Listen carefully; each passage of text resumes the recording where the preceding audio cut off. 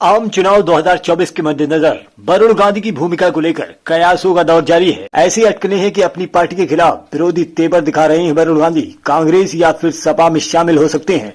Bharatiya Janata party और सरकार के खिलाफ बागी तेवर दिखा चुके पीलीभीत के सांसद वरुण गांधी की आने वाले आम चुनाव में क्या भूमिका होगी, इसे लेकर चर्चाओं का दौर जारी है। ऐसे कयास हैं कि वरुण गांधी कांग्रेस से जुड़ जाएंगे, जबकि इस बात की भी चर्चा है कि वे समाजवादी पार्टी का दामन थाम लेंगे। मगर इस सब के बीच कई रिपोर्ट ये दावा कर रही हैं कि वरुण गांधी अपनी अलग पार्टी बना सकते हैं।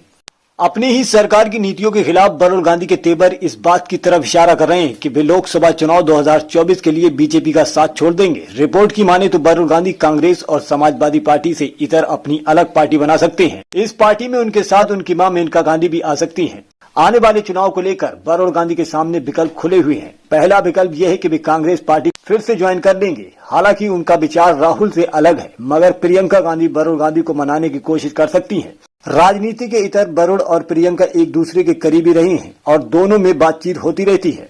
वहीं समाजवादी पार्टी के साथ जाने के विकल्प के बारे में बात करें तो सपा के नेता शिवपाल यादव ने पहले ये संकेत देकर वरुण गांधी का स्वागत किया है कि वे बीजेपी को हराने के बाद नेताओं का आम आदमी पार्टी में स्वागत करेंगे। इसके अलावा वरुण गांधी कई बार अखिलेश यादव के काम की तारीफ भी कर चुके हैं। वहीं दोनों पार्टियों में जाने के अलावा वरुण गांधी के सामने तीसरा विकल्प है कि वे किसी पार्टी में शामिल होकर संयुक्त विपक्ष के रूप में अपनी उम्मीदवार पेश करेंगे।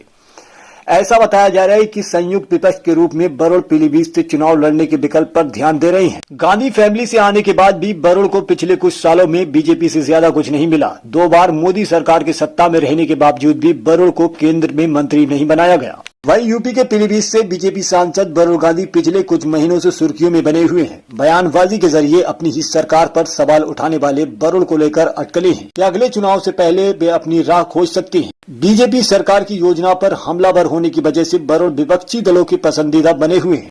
लगभग सभी दल उनमें अपना फायदा खोज रहे हैं। अटकलें हैं कि भले ही वरुण सपा आरडीएल के नेता व अपनी बहन प्रियंका गांधी के संपर्क में हो, लेकिन शायद ही वे किसी दल में शामिल हों।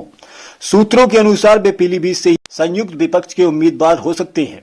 वरुण पिछले लंबे समय से बीजेपी से कथित तौर पर नाराज हैं।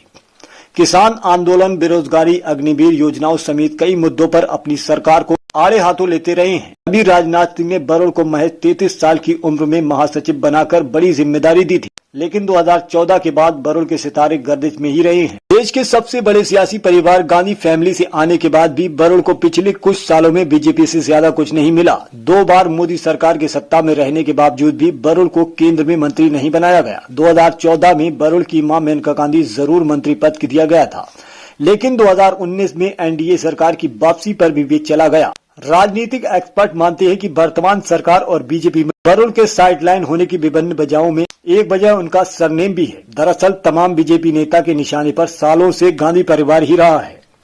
फिर चाहे सोनिया गांधी हो, राहुल गांधी हो या फिर प्रियंका वाड्रा, बीजेपी नेता परिवार पर हमला कर रही हैं। ऐसे में यदि वरुण गांधी को सिर्फ गांधी फैमिली का होने की वजह से आगे बढ़ाया जा रहा है तो सवाल खड़े हो सकते हैं कि जिस गांधी परिवार पर पार्टी हमला बोलती है, उनके ही परिवार के एक नेता को आगे बढ़ाने से नहीं चूक रही। हालांकि ये भी सच है कि वरुण गांधी ने राजनीति का ककहरा बीजेपी में ही आकर सीखा है और भगवा दल से ही वे 3 बार सांसद भी बन चुके हैं। आजादी के बाद से ही गांधी परिवार का भारतीय जनता पार्टी में बोलबाला रहा है। माना जाता है कि बीजेपी में जब मेनका गांधी वरुण गांधी की एंट्री हुई तो ये मैसेज देने की कोशिश की गई कि उनके पास भी देश के सबसे बड़ी सियासी पार्टी के नेता हैं। बीजेपी को पूरा यकीन था कि मेनका गांधी और वरुण के जरिए वे कांग्रेस और उसी सियासी